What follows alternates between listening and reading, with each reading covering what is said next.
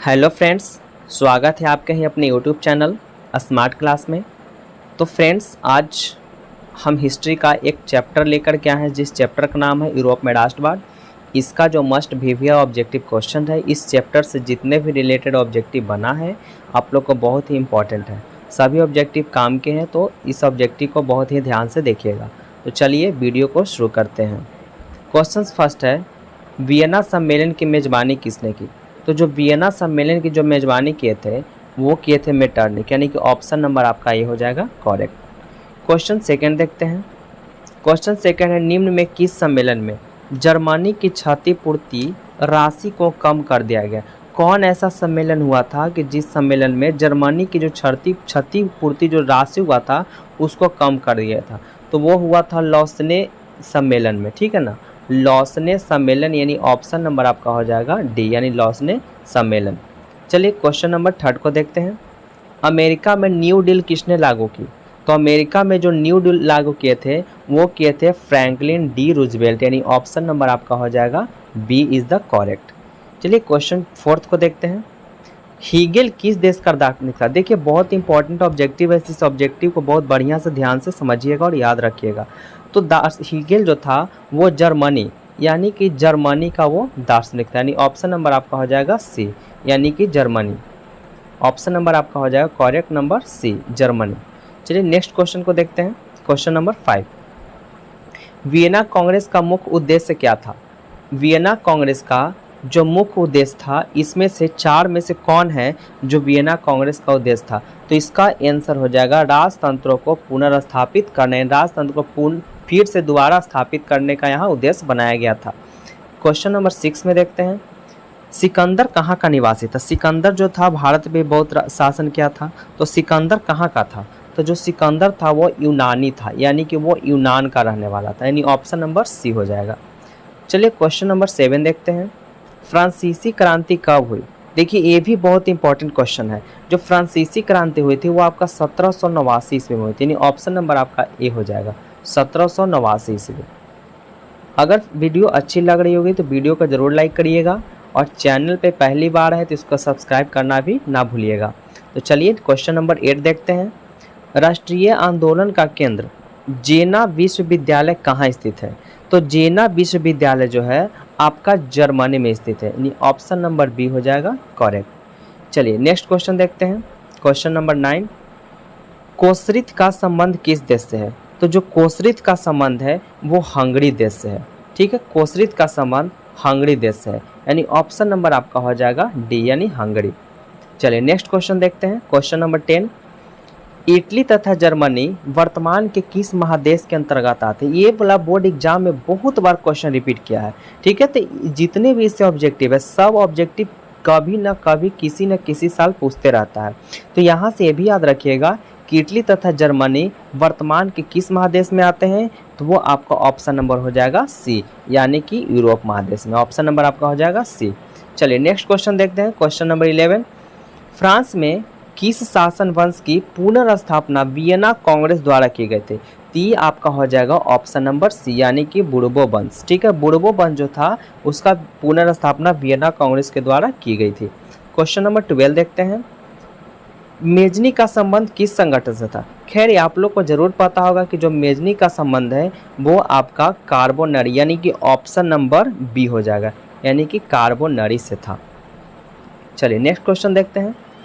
Italy एवं Germany के एकीकरण के विरुद्ध निम्न में कौन था? तो इटली एवं जर्मनी के एकीकरण के विरुद्ध में निम्न था वो जिसका नाम है ऑस्ट्रिया, यानी कि ऑप्शन नंबर आपका हो जाएगा सी, यानी कि ऑस्ट्रिया, ठीक है।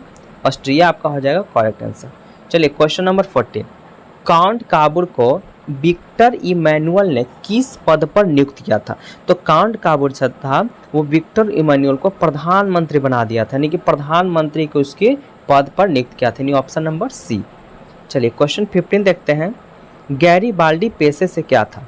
तो जो गैरीबाल्डी जो था वो पेशे से नाविक था, यानी ऑप्शन नंबर डी, वो नाव चलाता था, ठीक है ना। गैरीबाल्डी जो था पेशे से एक तरह से नाविक था, नाव चलाने वाला था।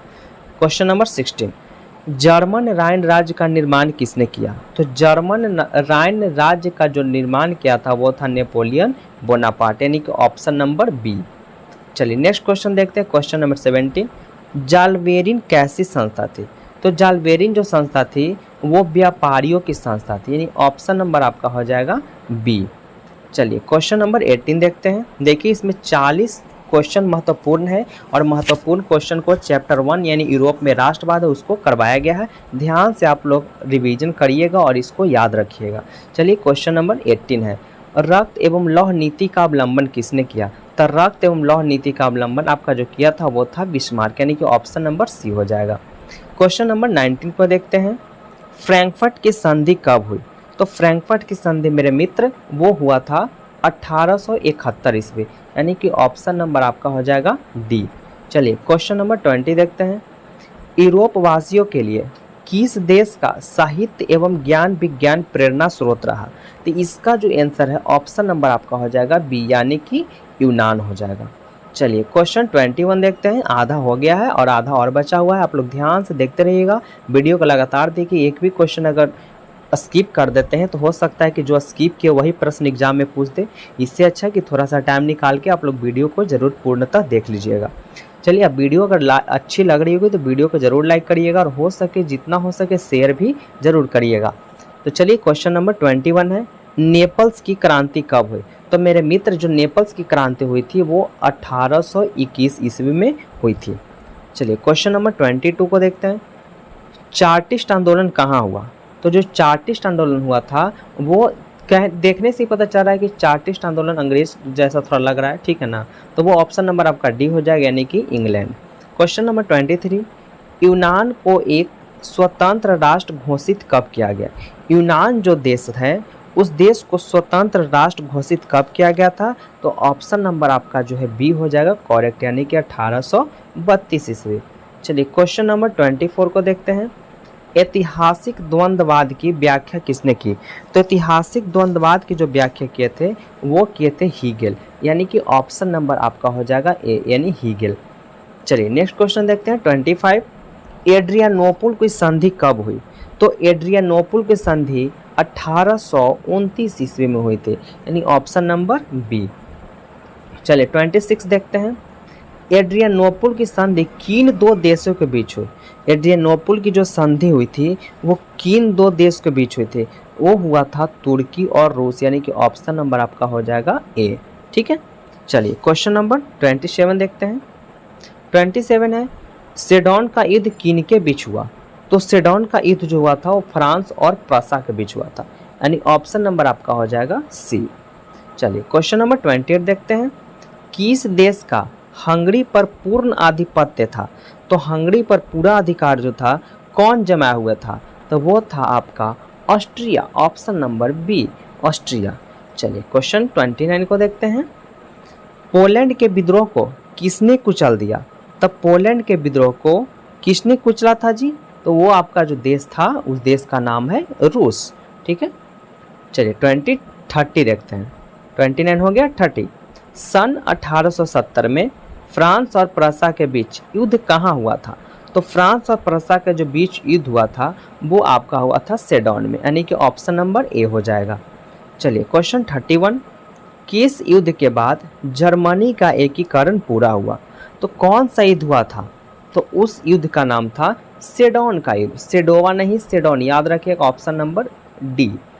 चलिए क्वेश्चन नंबर 32 देखते हैं, यंग यूरोप का संस्थापक कौन था?